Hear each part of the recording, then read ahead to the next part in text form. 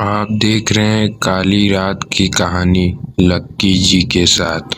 रात के ठीक 12:47 हुए थे।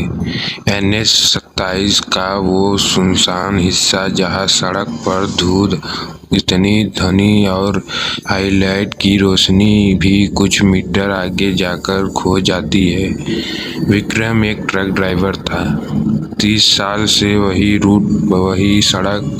उस रात ने अंधेरे की आदत थी, लेकिन उस रात कुछ अलग था। लोडिंग में देर हो गई, इसलिए वो समय से पीछे चल रहा था। ट्रक में डीजल भी कम और थकी सांसें और रेडियो की हल्की आवाज़ खड़खड़ा रही थी।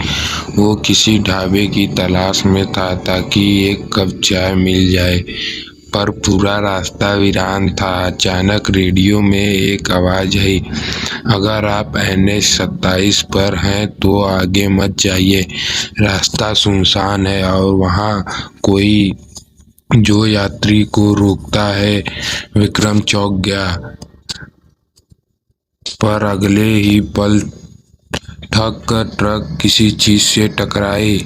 उसने तुरंत ब्रेक लगाया, नीचे उतर आया। सड़क पर एक पुराने टूटा हुआ जूता पड़ा था और कुछ टूटी धुंध और कुछ शीशे थे। विक्रम ने टॉर्च जलाई। एक बूढ़ा आदमी खड़ा था, भीगे कपड़े, शूज और आंखें। धीरे से बोला, बेटा आगे मत जाना, वहाँ रास्ता नहीं, बस इंतजार है। विक्रम ने सोचा शायद कोई पागल होगा। वो बोला, बाबा मैं रोज जाता हूँ इस रास्ते से। बूढ़ा हल्की मुस्कान देकर धुंध में गायब हो गया। विक्रम ने ट्रक स्टार्ट किया और आगे बढ़ गया, लेकिन अब सब कुछ बदल चुका था। हर कुछ मीटर पर कोई साया दिखने लगा, कभी किसी औरत की परछाई, कभी किसी फुसफुसाने की आवाज़। वो घबरा गया और फिर भी गाड़ी नहीं रोका। थोड़ी दूर चलने के बाद मील स्टोन दिया, किलोमीटर 13, अब कोई वापसी नहीं।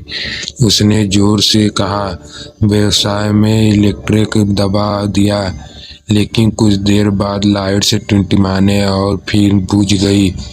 एक सड़क पर सिर्फ अंधेरा था। विक्रम ने बाहर देखा, सड़क अचानक खत्म हो गई थी। जहाँ रास्ता होना चाहिए वहाँ पुरानी रेलवे ट्रैक था। वो उतरकर उसने लगा, सामने बस धुंध थी और ट्रैक कहीं नहीं जा रही थी। अचानक दूर से ट्रेन की सीटी सुनाई दी, पहले धीमी फिर ज़्यादा तेज। विक्रम डर गया, यहाँ ट्रेन कहाँ से आ गई। उसमें बुदबुदाया, लेकिन ट्रेन नहीं आई। बस वहाँ हवा ही हिल रही थी और उसी के बीच ही आवाज़ गूंजी, कहा था ना आगे मत जाना। विक्रम ने पूछा मुड़कर, तुम कौन हो? वही बूढ़ा मुस्कुराया हुआ धुंध में खड़ा था, फिर तेजी रोशनी के साथ भयंकर सिर। आज की कहानी में बस इतना ही।